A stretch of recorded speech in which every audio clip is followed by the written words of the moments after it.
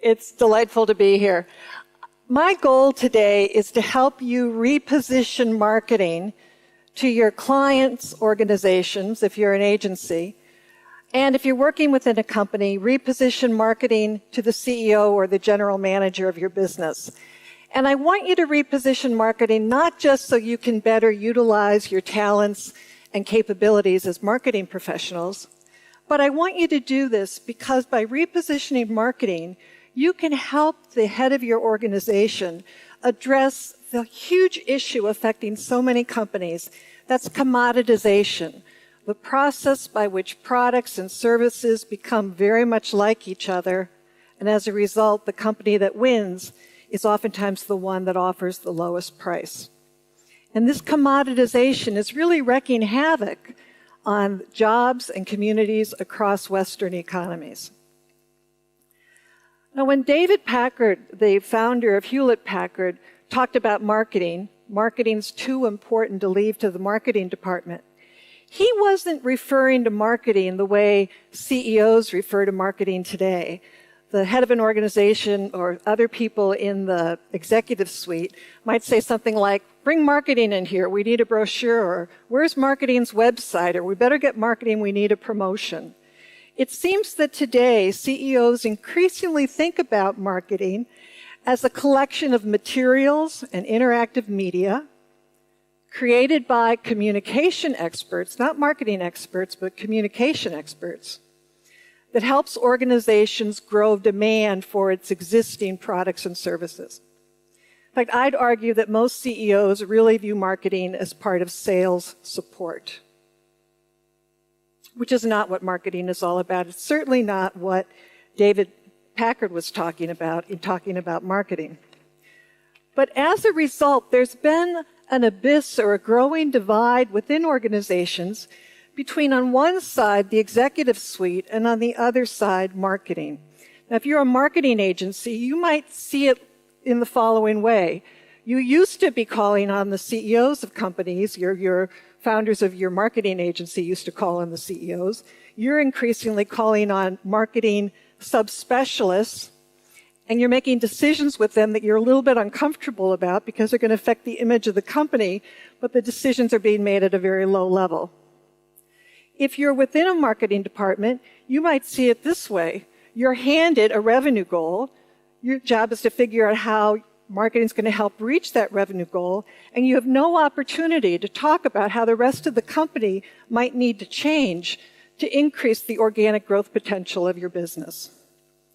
So increasingly, agencies and marketing folks are separated from the C-suite where the important strategy decisions are made.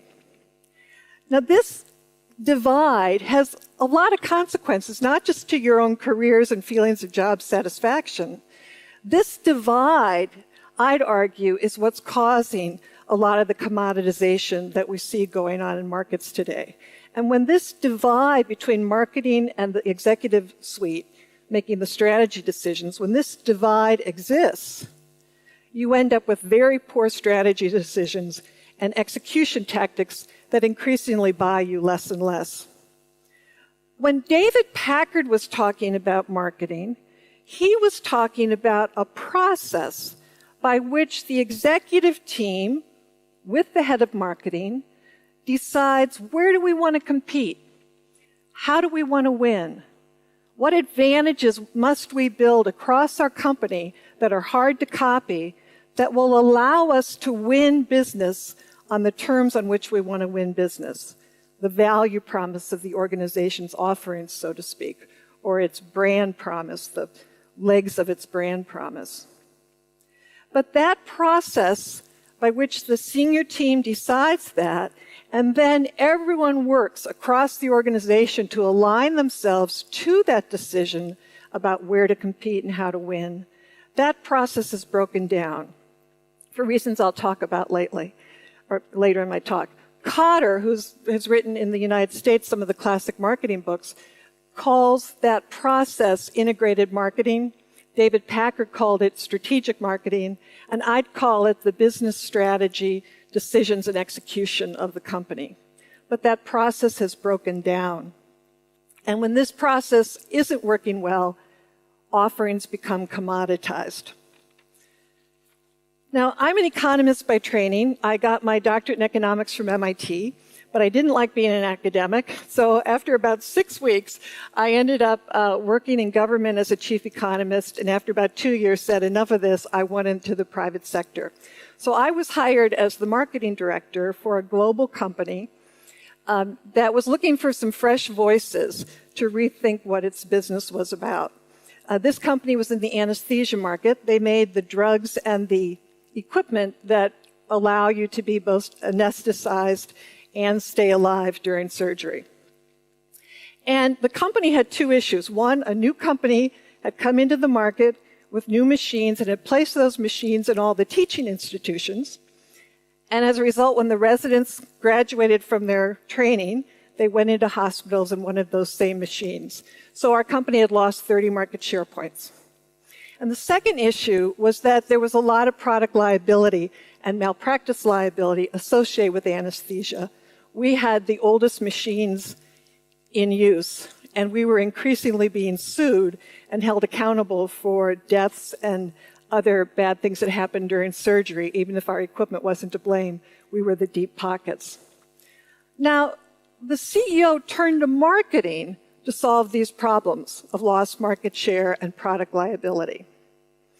And what we did is we worked with all the other functions within the organization and decided to rethink what our business was all about. It had been about anesthesia equipment and services and drugs. We redefined our business as improving anesthesia safety. Our brand had been around reliability and assurance, less risk. We changed our brand promise to be, we improve safety. And in this transformation of what our business was about and our value promise, everything changed in our company, from target markets all the way to what we did during trade shows. We even helped work with our competitors to create a forum by which anesthesiologists could work on the issue of anesthesia safety. Little did I know then that I was learning a key tool that I believe every marketing department should have within its bailiwick of tools, and that's business model innovation. It transformed our company, and it can transform yours. Now, I'd argue that the major problem facing most companies today in Western economies is that prices become so important. And the recession only put this issue further up the list of important problems facing companies. Dollar Store is a northern Sweden chain that sells strictly on price. And in the United States, I worked with the head of a sporting goods, shoes and clothing company who talked about pricing this way. He's a chief marketing officer. He said, with the internet, it seems as if all businesses are now in the situation of perfectly competitive markets, where the lowest price quickly emerges for comparable products. You hope that at equal prices, customers will prefer your brand. You hope they'll prefer your brand. In fact, all of our marketing activities, all of our events are all about creating a likability edge. Now, when CEOs complain to me about pricing, I tell them, go back and relearn Economics 101 because it's finally pertinent. And you as marketing know this lesson, that all purchase decisions are based on value. That value is benefits less costs. The benefits can be emotional or rational, functional elements. The costs can be direct or indirect. And whether this process is rational the way economists once described rationality, or it's somewhat irrational as we look at it, it feels rational to the customer. And he or she, whether it's in B2B markets or consumer markets, is making decisions based upon perceived value. So when price is all that matters, what it's really about is that benefits are less different. And price is what's driving value. Now, another Economics 101 lesson is the commoditization process. Over time, what once differentiated your products increasingly becomes a requirement to be considered. So think about what's happened to televisions over the last set of decades. We've gone from being happy to even have a television to one that has to basically be the center of all of the computing within our home for us even to consider it going forward.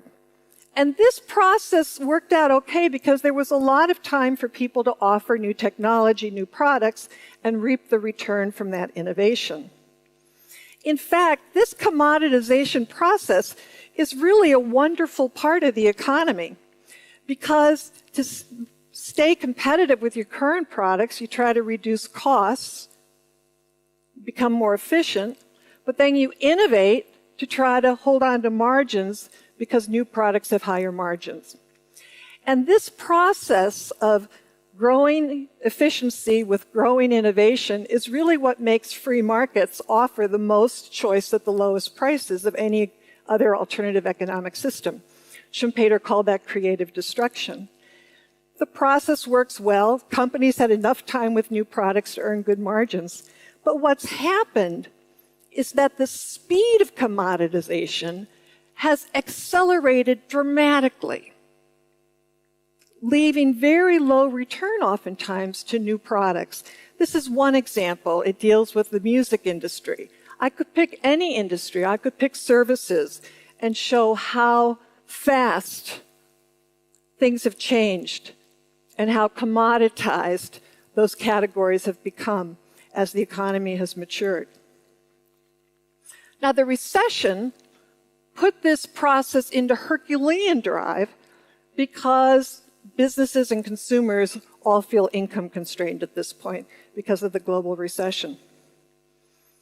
Let's take the case in America, one of the best marketing organizations, the organization that most young people out of college want to join who studied marketing is Procter & Gamble. And people want to join that because they've got terrific communications and they're known for innovation in their household products. But this year, Procter & Gamble initiated price wars across many of its categories. Shocking, most people. It was front page of the Wall Street Journal in America. They did this in order to regain market share. Last year, they had built fighter versions of each of its brands, hoping to hold on to market share. But increasingly, they're losing market share to lower-priced products, store brands, and other competitors. What's happened to Procter & Gamble? Well, over time, it's moved leftwards with less differentiation in its products and services. Its categories have matured. It used to be you couldn't clean clothes with your washing machine, so you really needed the Procter & Gamble difference with Tide. That's no longer true. And the internet has allowed a lot of outsourcing for companies. But that outsourcing has also created an entire sector that can help any company enter any category and copy anybody's innovation, unless there's some kind of intellectual property protection. And so Procter & Gamble does something new, and all of a sudden, its competitors copy it. You might see that with ICA here or Tesco in Europe, which are companies that increasingly use store brands, or they're all store brands, to sell their groceries. And that's what's happening in the United States. Store brands have gained remarkable market share, cutting into margins and volume for Procter & Gamble.